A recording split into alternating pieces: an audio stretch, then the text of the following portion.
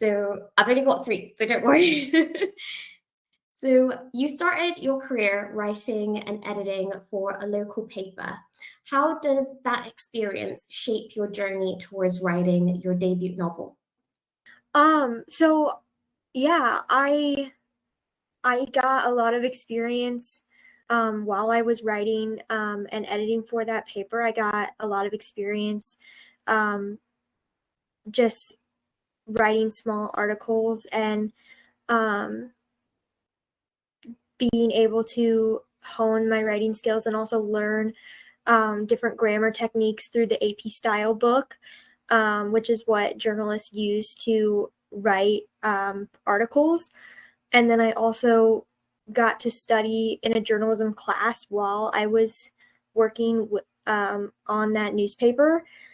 And so I think it was just a really great way for me to learn from other people that I was working with, as well as um, expand on my creativity, because I got to choose what articles I was writing about. You know, I wasn't given specific things to write about. I got to go out and find my stories. And so it tapped into my creativity as well. That's like amazing to hear. So, what ultimately drove you to make the leap from journalism to writing a young adult novel? Because obviously, from the outside, it might look like, okay, she was already writing and she already had all this experience and she was like getting her writing legs under her. But actually, when you're one of the person like doing it, like you were, you don't really, it's not like that. You don't see it as it's like a natural leap. So, how did you find that? Well, for me, so I started writing this book when I was the second half of my senior year of high school, and I really started writing it for fun. It was just kind of like a passion project for me. And then when I got into college, which is when I started working for the newspaper, I really wanted to develop my writing skills, and I really wanted to get into the publishing world, which is, you know, what that newspaper kind of allowed for me to do. And, you know, that was when I started thinking I can actually make this passion project, you know, kind of a business. I can make it a real thing. I can make it a professional thing. And so that's kind of when it started becoming more of that, was when I started working on the newspaper and, you know, going to college for writing and doing that and being able to explore my options more. Yeah. So can you share like some of the biggest challenges you faced while transitioning from editing and journalism to a novel writing? Well, some of my biggest challenges, it's a lot more to edit for sure. And sitting down, and the editing styles are different. Yeah. I feel like when you're editing a journalist piece, it's a lot more professional in terms of like the writing and the language that you use. Whereas with a book, you have a lot more creative freedoms. You, especially where you use commas. That was one thing. I had an editor that I worked with, Yeah. like, because I did self edits, of course. But I also had an editor who looked it over a couple times. Yeah. And, you know, something that I talked a lot with her was that with writing a book, you have a lot of creative freedoms where you want to put commas, because it's about how the author wants you to read that sentence and less about where the comma actually needs to go. Because what I see like you're saying is like that's where like your voice comes out naturally as like an author, whereas like it's like a lot more strict, even in just like names. You mentioned like commas, but like names or like places and like, you know, when you like make up like a different land or anything like that, if like you're writing fantasy and stuff like that. So it's like the spellings and all of that is just like all goes out the window. Exactly. Exactly.